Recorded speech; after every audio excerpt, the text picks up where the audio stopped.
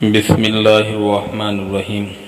حضرت رابعہ بصریہ رحمۃ اللہ علیہ ایک رات تہجد کی نماز پڑھ کر سوئی، خواب میں دیکھا کہ ایک بڑا عظیم الشان درخت ہے جس کی صورت نہایت عمدہ تھی، جس کی خوشبو نہایت پاکیزہ، جس کے پھل سورج اور چاند کی طرح چمکتے تھے۔ حیرت میں آ کر پوچھا کہ یہ کس کا درخت ہے؟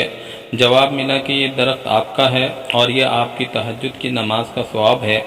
یہ سن کر حضرت رابعہ رحمۃ اللہ علیہ نہایت خوش ہو کر اس درخت کے نیچے تشریف لے گئیں۔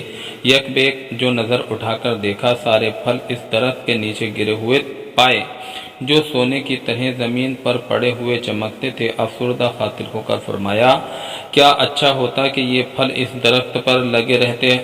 جواب ملا، یہ پھل درخت پر لگے ہوئے تھے لیکن تمہاری وجہ سے یہ نیچے گرے ہیں، اور وجہ یہ ہے کہ رات کو آپ نے تہجد کی نماز پڑھتے ہوئے عین نماز کے اندر یہ خیال کیا تھا کہ وہ جو میں نے آٹا گوندھ کر رکھا ہے، خدا جانے وہ ابھی تک خمیر ہوا یا نہیں۔ اس خیال کے آتے ہی سارے پھل درخت کے نیچے گر گئے۔ نصیحت مسلمانوں، جنت کے باغات نیک عملوں کا بدلہ ہیں۔ باغوں میں عمدہ پھل پاک نیت کا ثمرہ ہے۔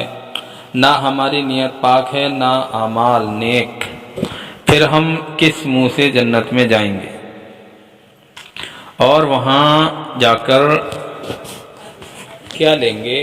مسلمانوں بتاؤ، مسلمانوں، دنیا کی لذتوں کا ترک کرنا بڑا بہتر ذریعہ ہے خدا سے ملنے کا۔